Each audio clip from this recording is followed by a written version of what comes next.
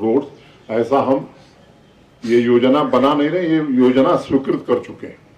यहाँ ठंडियां विंटर शुरू हो जाएगी तो इस समय अगर काम करेंगे तो आधा होगा, डामर पड़ेगी, मैग्नेटाइजेशन नहीं होगा, फिर बर्फ गिरेगी और फिर वो सड़क खराब हो जाएगी।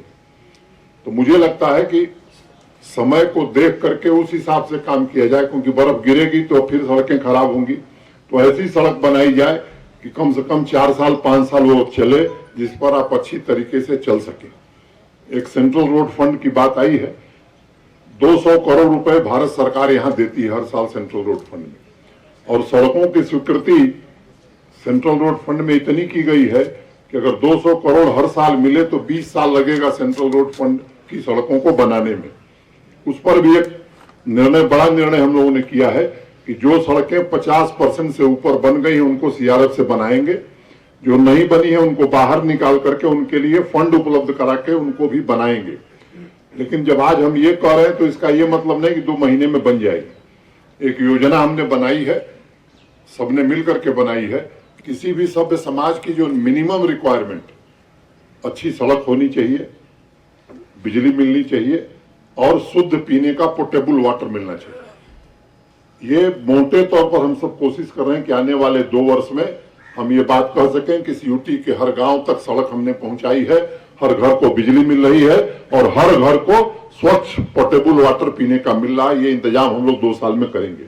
अगर हम कह दें कि तुरंत हो जाएगा, मैं समझता हूं कोई नहीं कर सकता। इसलिए झूठ बोलने की कोई बात मैं कहना नहीं चाहता हूं। यहाँ ब्लैक टॉप इस महीने में 23 किलोमीटर सड़कों का ऐसा मुझे बताया गया, तो ये लक्ष्य पूरा कर लिया जाएगा। कुछ और भी बातें कहेंगे, सब पर मैं विचार मैंने मोटे तौर पर बात कहूं ये उचित नहीं है, लेकिन जो बातें आपने ध्यान में लाई हैं डीसी को हमने कहा है कि लिख लें, उस पर क्या कार्रवाई की जा सकती है हम जरूर प्रयास करेंगे। लेकिन मैं कह दूं और नहीं होगा तो मुझे लगता है ये उचित नहीं है। प्रशासनिक व्यवस्था को उसी ढंग से चलने देने में मुझे लगता है कि अच्छे परिणाम हम ला सकते हैं। इस तरह की जो आदत यहाँ पड़ी हुई है कि जहाँ कार्यक्रम है वहीं डिमांड, मुझे लगता है इससे ये अलग कार्यक्रम है, ये आपके एम्पावरमेंट का कार्यक्रम है कि जो सुविधाएं हैं, जो डिलीवरीज हैं गवर्नमेंट की, वो आपके दरवाजे पहुंचा दी जाए, ये प्रयास हुआ है। उसके कार्यक्रम भी हम आगे करने वाले हैं, जिसमें आप back to village 1, back to village 2, ये 2 प्रोग्राम हुए। बहुत सारी पंचायतों में काम हुए हैं, कुछ ऐसी पंचायतें हैं जहां नहीं हो पाए।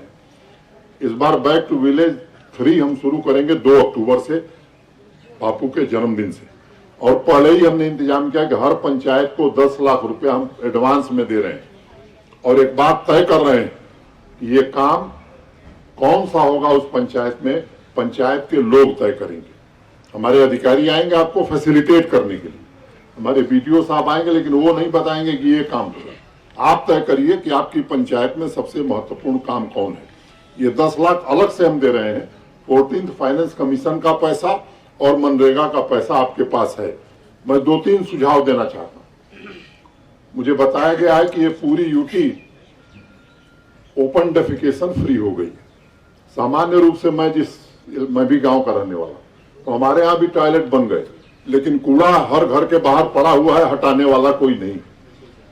तो मेरा आग्रह होगा कि आप खुद ये बात तय करें कि मनरेगा में जिन मजदूरों को हम पेमेंट कर रहे हैं, क्यों ना हम 2-3 ऐसे लोग तय करें और हम इस 10 लाख रुपए में से पंचायत को अधिकृत अधिकार दे देंगे कि वो बड़े बड़े डस्टबिन सॉलिड वेस्ट का और वेट वेस्ट का अपने अपने पंचायत में रखें, और ये जो मनरेगा का पैसा ऐसे 2-3 लोगों को दे ताकि वो रोज उसको उठा करके वहां डाल सके, फिर उसके डिस्पोजल का इंतजाम हम करेंगे।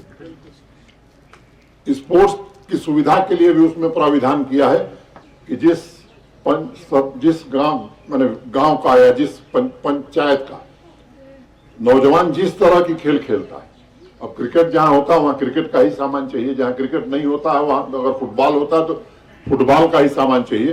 तो ये चीजें भी उसमें से उपलब्ध कराई जाएंगी ताकि बच्चे 4 बजे जब खाली हो तो उनके खेलने का अच्छा इंतजाम हो सके।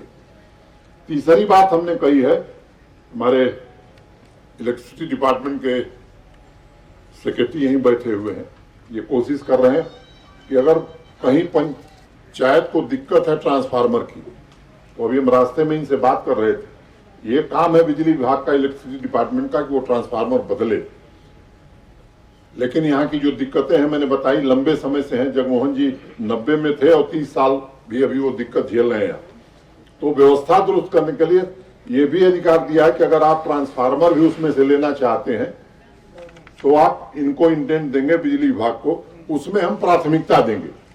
सामान्य रूप से अगर कई दिन लगता है ट्रांसफार्मर बदलने में, तो ये प्रक्रिया हम पहले से ट्रांसफार्मर प्रोक्योर करा रहे हैं कि अगर पंचायत इंटेंट देती है, इंडेंट बनाती है, तो 24 घंटे में पंचायत में ट्रांसफार्मर लग जाए ताकि पूरे विंटर्स में बिजली की कोई दिक्कत न हो। ये मोटे तौर पर फैसले किए गए।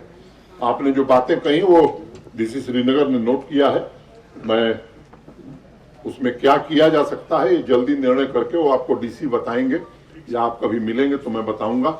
लेकिन मेरा आपसे आग्रह ये है कि विकास को गति दी जाए और बच्चों को अवसर मिले। जैसे किसी सरपंच साहब ने कहा कि बच्चियों को, महिलाओं को, तो निश्चित रूप से इसके बड़े कार्यक्रम यूथ एंगेजमेंट का आने वाले दिनों में हम शुरू करेंगे।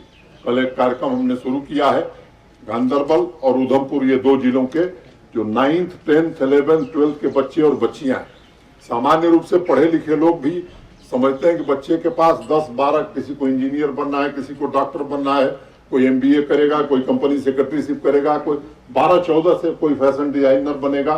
12-14 से ज्यादा ऑप्शन हमको भी नहीं पता है, लेकिन आज इस बदलती हुई दुनिया में 1000 से ज्यादा ऑप्शंस बच्चों के पास मौजूद है।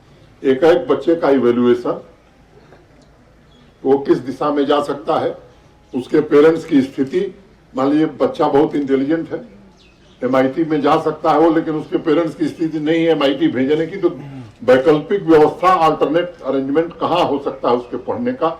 ये 2 जिलों में हमने पायलट बेसिस पर यह काम शुरू किया है और आने वाले दिनों में पूरे यूटी में इस कार्यक्रम को चलाएंगे ताकि यहाँ के बच्चों का भविष्य उज्जवल हो सके। टाटा के साथ के सहयोग से 2 स्किल डेवलपमेंट के बड़े सेंटर, एक यहाँ और एक जम्मू में, अक्टूबर में यहाँ का सेंटर चालू हो जाएगा। 200 बच्चे से वो शुरू कर रहे हैं, 200 स्टूडेंट से, और 2 साल में प्रति वर्ष पर एनम 2000 बच्चों की स्किल डेवलपमेंट की ट्रेनिंग टाटा यहाँ करेगी। इस तरह के और भी सेंटर, कम से कम हर जिले में एक सेंटर ऐसा बने, ये आने वाले 1 साल में इस यूटी में करके हम देना चाहते हैं ताकि नौजवान को अवसर हो काम करने का, वो समझ सके कि हम करना क्या चाहते हैं, उसकी प्रतिभा का निखार किया जा सके। मोटे तौर पर हमने कुछ बातें आपसे कही है, मैं आप सबके प्रति आभार व्यक्त करता हूं और आपसे आग्रह करता हूं कि ये कार्यक्रम हम लगातार चलाएंगे, आपके सहयोग से ही चलेगा।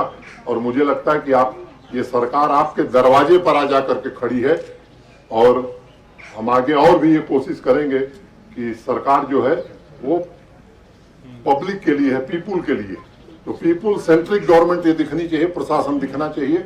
और इस काम में जो भी आपका सुझाव होगा, हम आपको सहर्ष कहना चाहते हैं कि हमारे दरवाजे खुले हैं, आप हमें जो सजेशन देंगे हम उस दिशा में काम करने की कोशिश करेंगे।